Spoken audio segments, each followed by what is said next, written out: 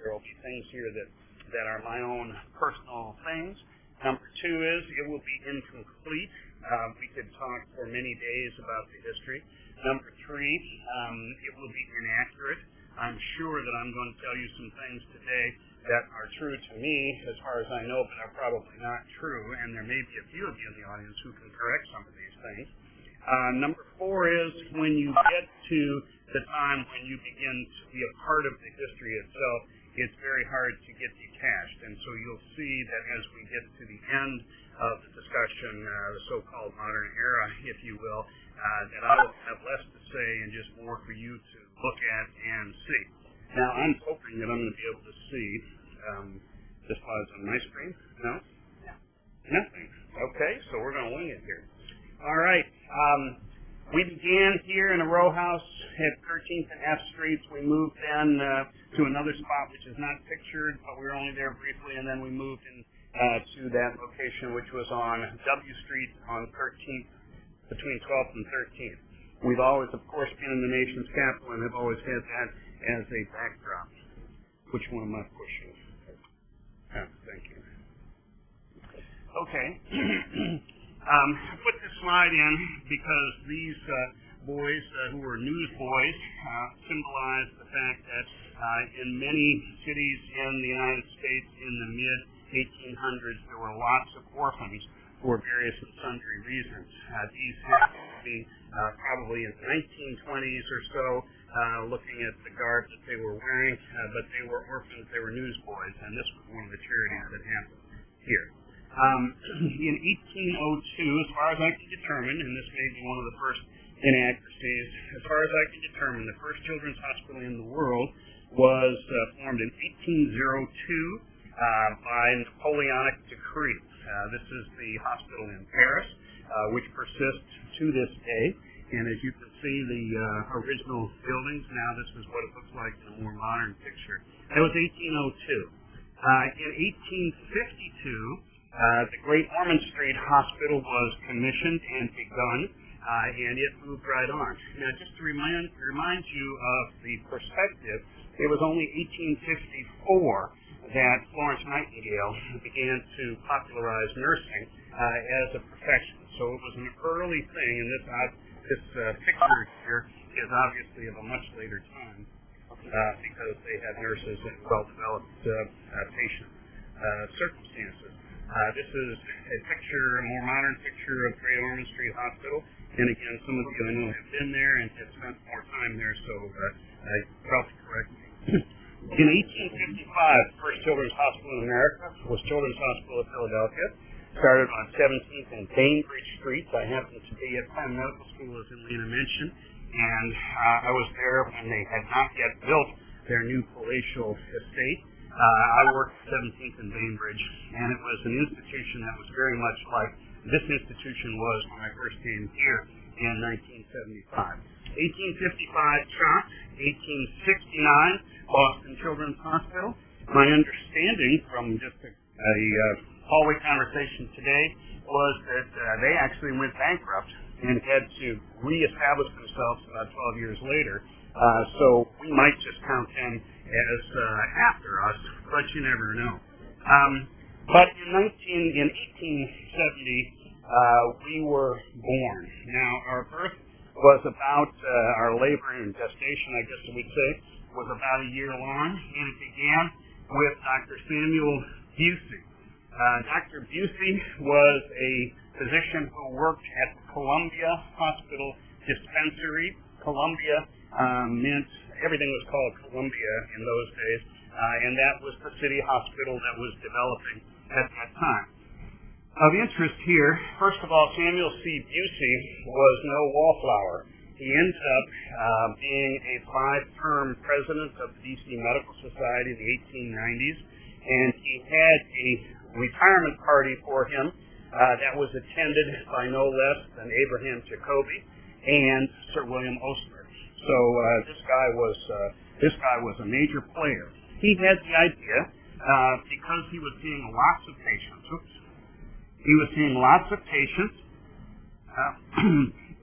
Where they could not be properly cared for, so he said we should probably establish a children's hospital.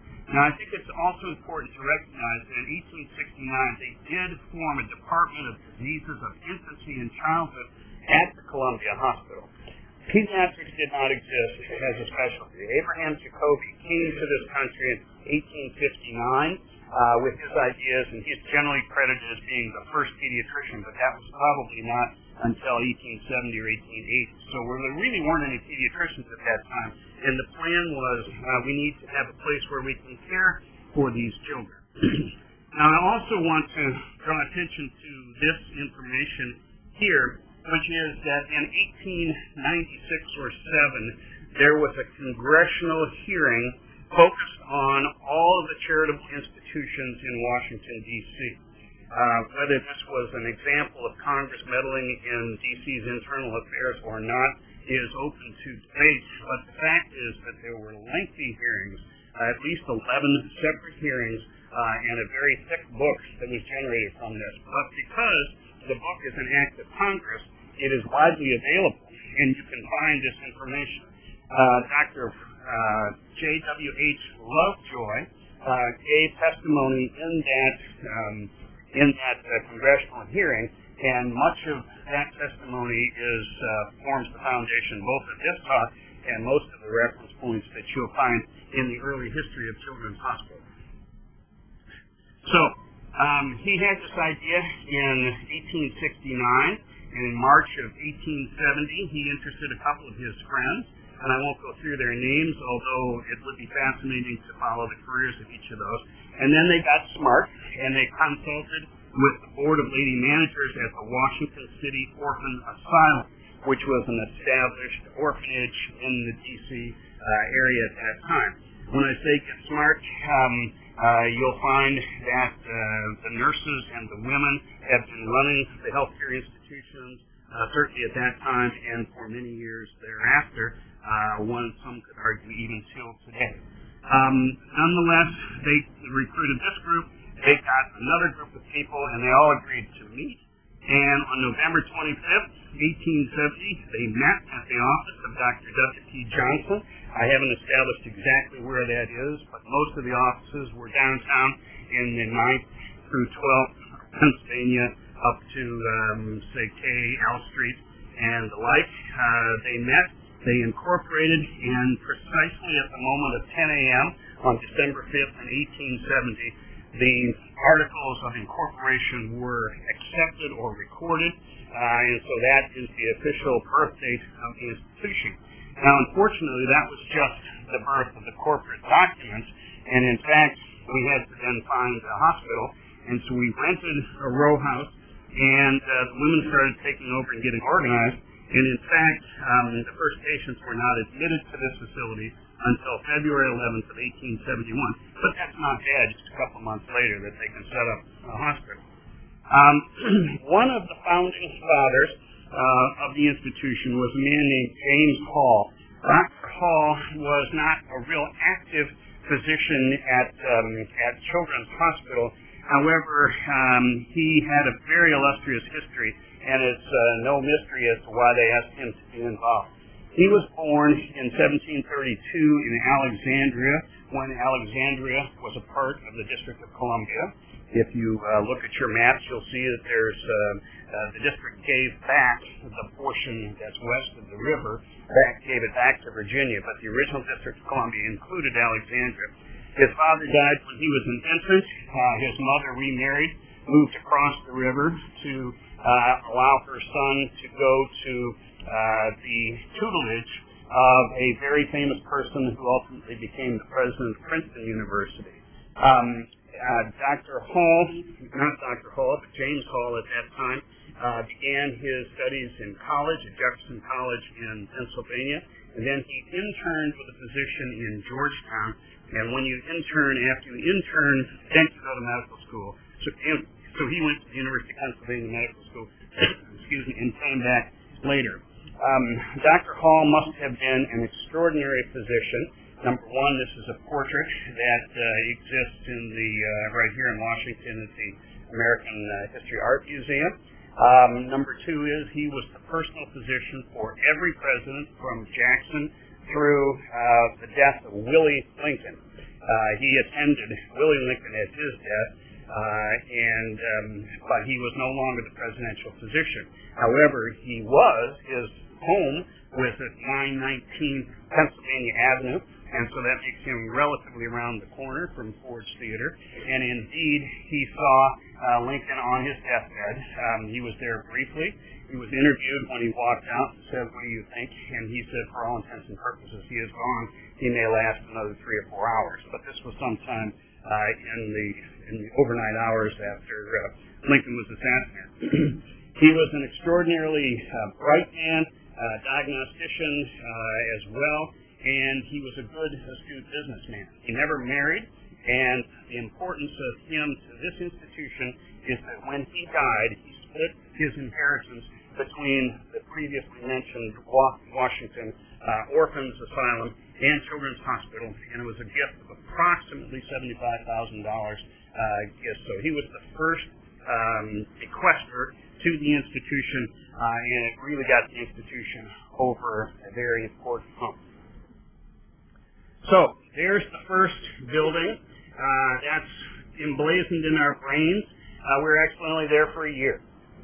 It was 12 beds, and we moved on. But let's talk about the 12 beds first. This is an incorrect slide here. I double-checked this date, and they actually met on February 8th, which is a Friday before February 11th, the Monday. And the Board of Lady Visitors said, okay, we got a hospital to run here, so each lady present will pledge herself to furnish a bed with 3 pairs of sheets, 2 blankets, 2 pillowcases, a spread, quilting and toweling, tablecloths, and other requisites. Thus, the 12 beds are furnished, as well as the necessary towels, etc. Furniture was given in the same way, and soon subscriptions and money were secured, and to make certain of the amount required, each member had to go out and get 5 annual subscription of $5 apiece. That number quickly jumped to $100 to be an endowed person, but nonetheless, that's how it began. They also set up a committee to provide for daily oversight of what was happening at the hospital. Now, of interest is that there was a house physician, and I'll talk to the house staff later about the creation of the Ralph Bell Society, but he was the first house officer here. He was an indwelling physician. There was no nurse. There was a matron. So we had Dr. Bell and a matron, and the Board of Lady Visitors arranged for daily visits to make sure that the place was running well. They created an interesting way of funding things, which is that if you didn't make a board meeting, you got fined. I think that's an institution we could consider reinstituted. And a committee was charged with auditing, examining, and looking over the minute control. Thus, efficiency and economy were united, and thus the wisdom of the founding fathers to get the founding mothers involved. Okay, 13th and F Streets, first patient on 11th of February, 71, 12 patients. However, by just the next year, we had already moved to a new rented place on 804 E Street, which is just down the block a little bit. That had 35 beds, and we got smart and got a nurse. And we got a resident doctor, of course, to continue. However, by 1875, we were already recognizing that we were in over our heads. And so the founding fathers arranged to purchase an entire block of land on W Street between 12th and 13th. We purchased that for 16 cents a square foot.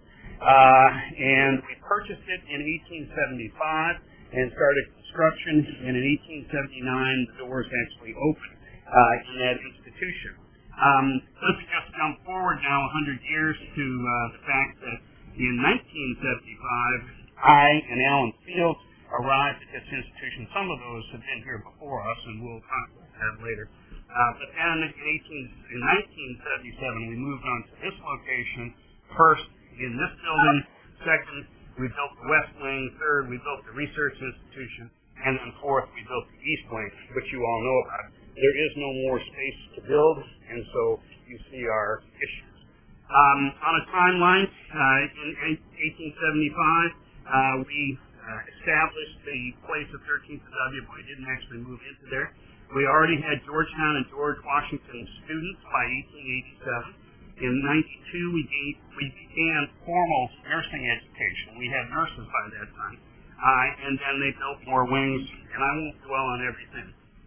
1870 to 1874, the first set of statistics, and actually here you see that 1870 is a misnomer because it really was 1871 when it opened. So we had 94 patients the first year, 90 in 72, 111, 120. So it was good size growth. And then the male and female distribution. And we started with 22 operations, and then we pumped up to 50. And the surgeons have been going strong ever since. In the outpatient environment, we saw 99 in the first year, and then by 1874, we were up to already 881 outpatients. So we were having an enormous growth at that period of time, and that was why we had to move into the new facility. Total expenses in 1871, $5,138.50. Rate of inflation and the growth, we doubled that in just 5 years. It seems as though we doubled every 5 years since that time. That probably would come up to where we are at the present time. This is a picture of the old building. This was facing onto W Street. So this is W Street here, and this is east over here and west over here. This is the way the building looked in about 1890. It took until 1890 to finish this wing. But that's where we stood. That's the old front door of the hospital, formed in 1870. All of these are gone. In fact, all of these were gone at the time I arrived in 1975. Some of you may remember some of those things. We might be able to reminisce about this a little bit later. We had resident doctors in training as of 1872, nurses in 1884, Georgetown and GW medical students, as I mentioned. Now, here's an interesting exchange that occurred at those congressional hearings. Senator McMillan said, I understand you to say that your hospital does not accept children as patients whose parents are able to take care of them. It does not, sir. We have never accepted any when we knew the parents were able to take care of them. Suggesting here that we were a little better than an orphanage, because if the parents could take care of them, then we didn't feel like we had anything to add. However, what McMillan was driving at was, well, why should you not make them pay if they're able to do so? We have the right under the charter, but we have never done so. The hospital is generally full without taking any paying patients. We think we're performing a better charity in taking those not able to pay than we would by taking those who were able to do so. And so it continued. Our first paying patient was admitted to this hospital in 1910. 40 years after we opened was the first day we took a paying patient. Incredible. This is not the patient, but anyway. In those first 5 years, we were already a regional powerhouse.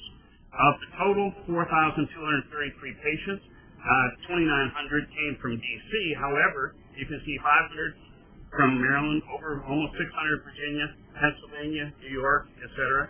And because of the fact that we had non-D.C. residents, we got Congress to give us $5,000 annual appropriation, which began in 1874-75. Now, the statement here is that it continued ever since. However, that was as of 1897. We get no congressional appropriations now. It's widely held misunderstanding we're somehow a government hospital, but we are not. I love this quote at the bottom. The trustees look forward to the time when the hospital will be self-supporting. And that's in 1897. Well, that's also true in 2011, because we're still looking for the time when we can be self-supporting. Okay, first paying patient 1910. Infant mortality in 1920 was 10 per 100. 10 per 100. We were building, things were happening.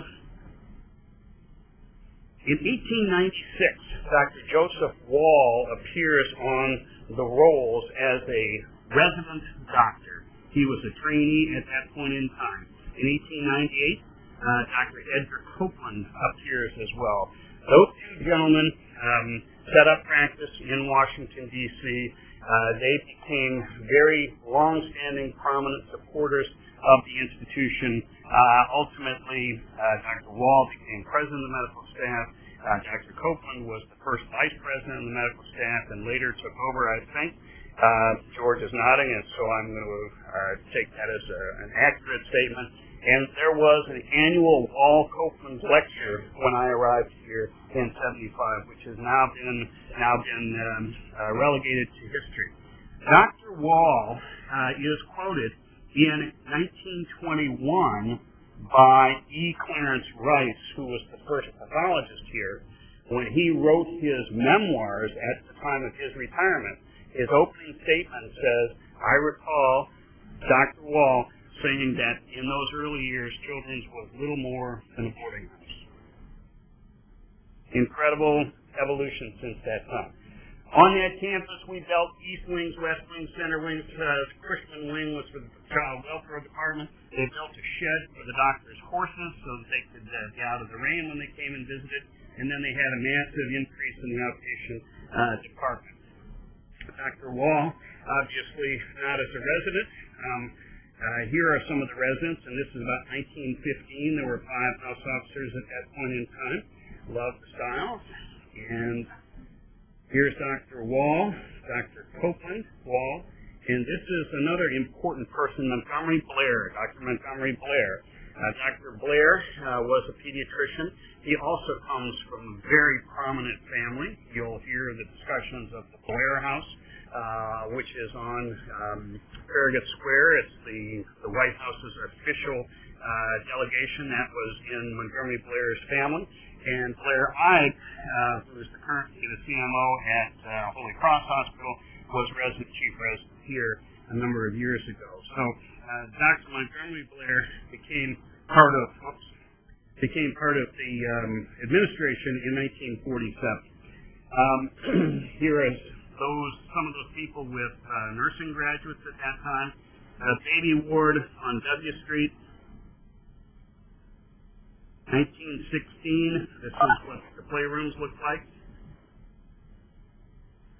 Some of our graduate nurses.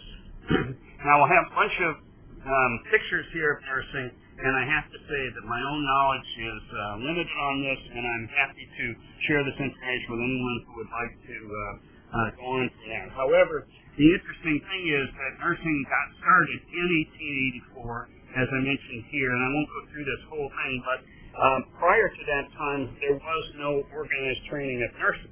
And so we adopted the training of nurses fairly early. It was something that began at Bellevue. And then because we had this pediatric experience, we had lots of people who rotated with us. Then, but we couldn't give diplomas because we only had a pediatric experience. In 1891, we expanded and formed a partnership with Columbia Hospital for Women, and we could actually grant diplomas at that time. In 1914, we split away from that and established our own school of nursing. However, we go back to the same problem as where do you get the adult experience? And so in 1934, we discontinued our own school of nursing because we needed too many rotations. But from that time until the present, we received nursing students who rotated here and get their pediatric experience here, and that has gone very well.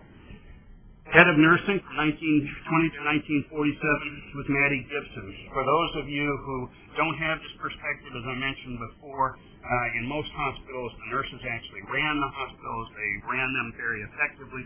So I suspect that Maddie Gibson was a major force in the institution. Here is the nursing school. This is Children's Hospital and Garfield Hospital nursing class. One of the early ones. I don't have a date on that. 1926. Gathered around the fountain in the old, in the center courtyard of the old building. A little bit later time. Doing the twist. In the Second World War, there was such a shortage of nurses that it was felt to be valuable for us to build our own nursing residence. And we had 70 cadets, as they were called, who actually lived at the hospital, and this was their nursing dining room. There were a number of things that happened during the 1950 to 15 to 52 range. We had a milk station that was funded by, or the staff by a graduate nurse who delivered 300 500 bottles of milk per day. She did home visits. She gave formula instructions. She weighed the children. That evolved, was so successful, became the infant welfare station, and then became the Children's Hospital Welfare Department officially in 1922. First app laboratory in 1914, clinic for infantile paralysis in 16, dental clinic in 23, child guidance clinic, which became psychiatry involved, social service department, formed and funded by the Junior League for a number of years, and as I mentioned, Mary Gibson was the superintendent. The picture, somebody who knows cars better than I do can probably date this as of what, 1930s, 40s maybe, 30s. Notice the nurses up here on the deck, Alan Fields up in the window looking out. Okay, the in-center courtyard. We were always a good stopping place. Barnum Bailey Brothers Circus team. This is 1923. 1923. Roger. Who is that? That is the Bambino. Babe Ruth visited Children's Hospital May 4th, 1923. Gave a baseball to that lucky fellow. This is an outpatient clinic environment. Some of the nursing classroom circumstances. More teaching. Interestingly, when we opened our doors, we took children in the ages of 18 months to 12 years. So this was much later that we formed the adolescence program. It was much later. It was more like the late 40s, I think, we actually started that. Excuse me. And we actually, the baby ward that I showed you on W Street was several years after we started that, and that's when we lowered our admission range down to, newborns up to 18 months. So prior to that time, if you were under 18 months, you couldn't get in here. This is electrocardiogram. Hope the child survives. Our waiting room. Dr. Fields and I can identify with this because this is identical to the Hopkins waiting room when I began. Another picture.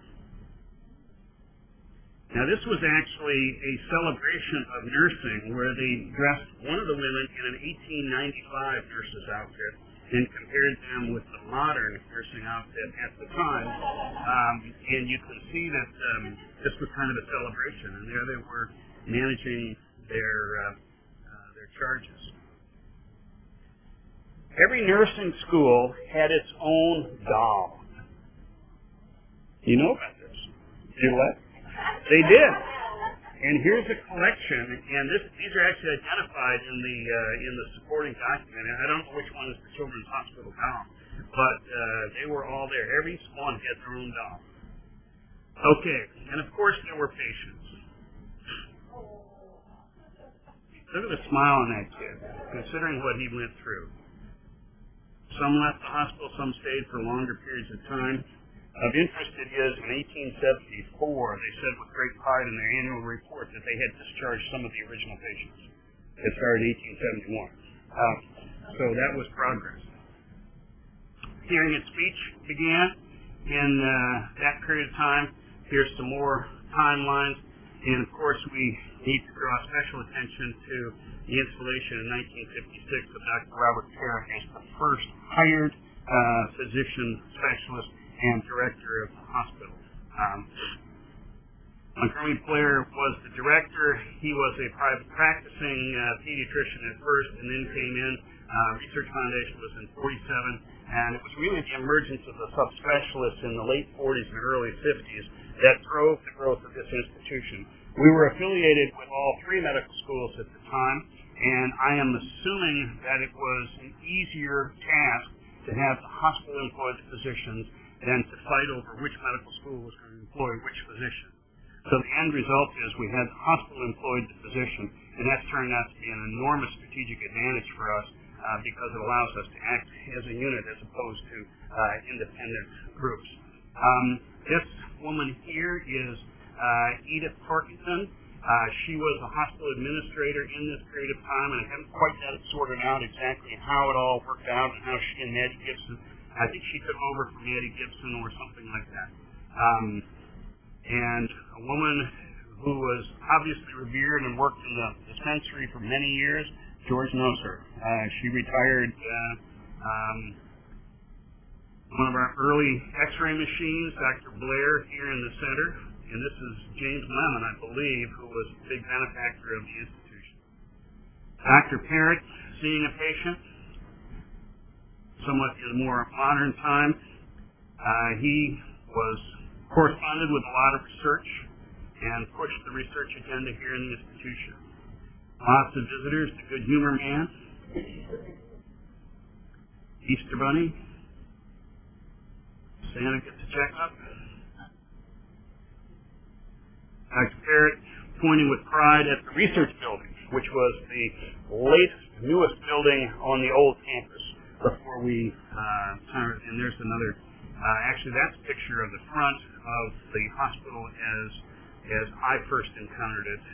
This is now on 13th Street that you're looking, so we shifted the front of the hospital to a different direction. Now, finances have been a problem. Boston Children's may have gone broke.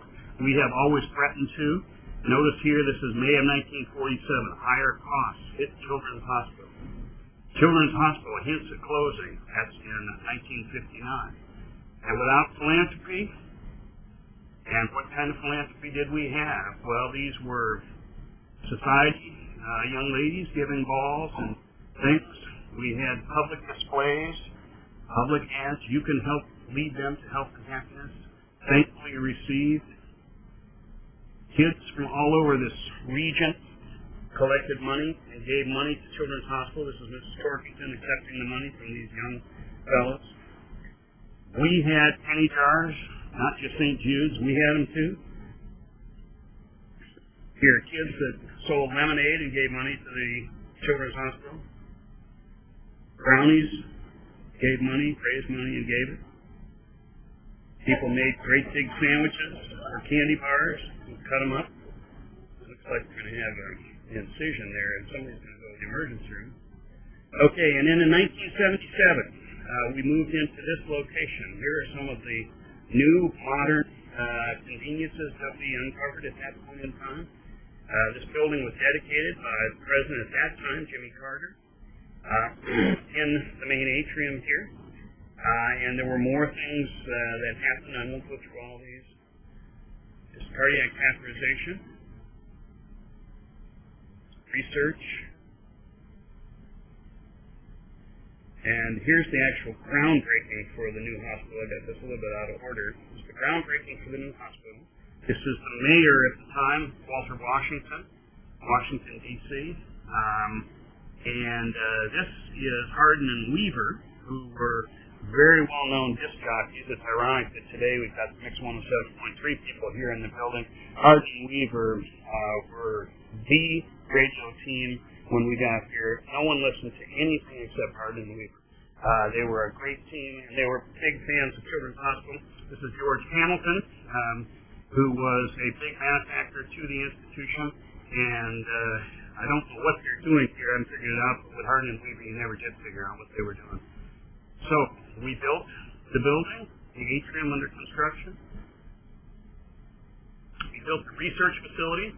This is Senator J. Rockefeller, and this is Dick Beta, who is a long-standing leader and benefactor. And I believe this is the Sud Lodge, unless I'm mistaken. And, of course, this is where we are. So we've had many VIPs who have come and visited us. This is Mrs. Coolidge, Mrs. President Coolidge, right here, and then right here. She visited the hospital. Who knows when Coolidge was president? Read the dates. Can't remember exactly myself. 1925. Mrs. Herbert Hoover. Eleanor Roosevelt.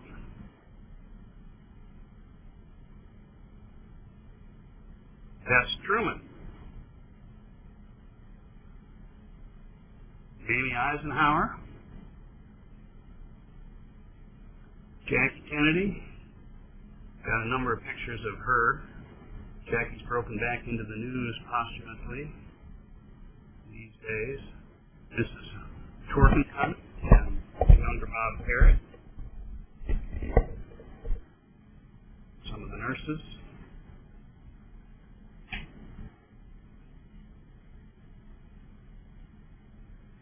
This is Queen Ingrid of Denmark, who visited us in 1953.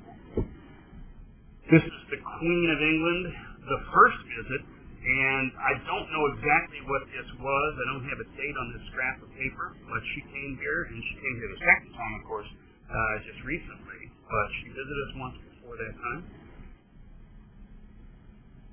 Ironically, the Queen of Afghanistan visited Children's Hospital at that point in time. Things have evolved so much that I didn't even know there was a queen at any point in time. Madam Charles de Gaulle, First Lady of Argentina. That's not Eva Perón, it's whoever it was at the time. And this is Doreen Hamilton, George Hamilton's wife. She was also, that team was a long-standing benefactor team for this institution. Other dignitaries. And of course, here's the Queen and the younger Mrs. Bush. The elder Mrs. Bush, the first George H.W.'s wife, was also here. I don't have a picture in this slide yet. And Mrs. Clinton, when she was the president's wife. Maybe we'll get Bill back here as the president's spouse sometime in the future. You never can be sure. Laura Bush. And the Obama family. We got the president himself to read. I don't know who this group is. Who's a rock and roll? I tried to make this into Peter, Paul, and Mary, but I can't. They are not. Does anybody know who this group is?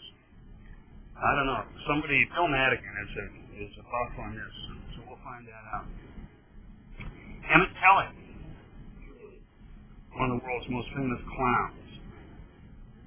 Red Cross Rabbits, Edgar Bergen, Charlie McCarthy. And then to add to the clowns, some of us. George? You know that guy? That's George Cohen. George, stand up here. You know, George has been here longer than any single person in the institution. Here he is as house officer. Or no, actually a young attendant. Lynn Ingersoll in the family library has been here for a while. Rick Green, late departed. Lou Scott. Dan Oschenschlager. Wayne Quinn, chairman of the board at one point in time. I didn't get all the board chairs in here. Again, we could add another 45 minutes to the discussion. How about... Where's Debbie? There she is. Hey guys, anybody there?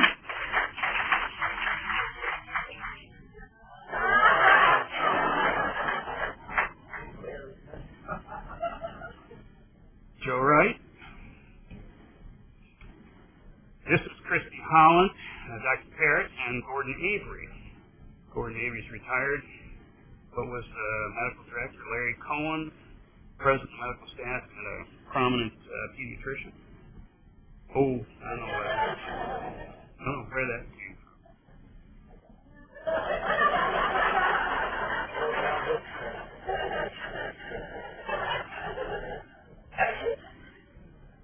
And there we go.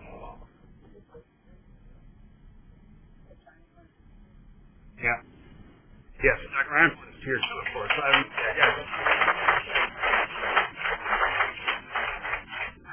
Okay. Anybody know this guy? Okay, Roger Packer, Judson Randall, head of surgery for many years, revered figure in surgery. Dennis Johnson, our chief of neurosurgery for a lengthy period of time, is now up in Hershey, Pennsylvania. Bud Bierman, still with us. And we keep on going now with the new building and the new building that goes on, Sheikh Zayed, etc. So, we have continuing growth. We are 37 locations, and that's probably increased since I made the slide. The number of patients that we have seen, 355,000, that doesn't count the patients in our own practices. So we see and touch about 500,000 patients per year here. Employees, about 6,000. Physician control needs today, it'll probably go up. Affiliated pediatricians, over 750. This number is usually said to be 1,000 now. 1,039 nurses, 750 volunteers. I just want to draw attention to those people in blue smocks. Those people are giving of themselves. They don't get paid a dime, so that give them a shout out when you see them, because they're really giving of themselves. And so that is a highly personalized view through the history of Children's National Medical Center. And so let me just stop and see if you have questions.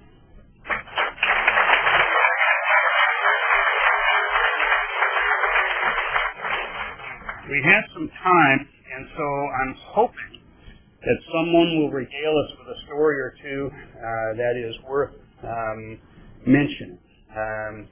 George Cohen, Arnold Einhorn, anyone? Ariel Wolf? If I ask Fields, he'll talk for the whole time, so I'm not going to do that. Okay. Well, anyway, it's been a great run and continues to be a great run, so we'll do this again sometime. Thanks all for coming.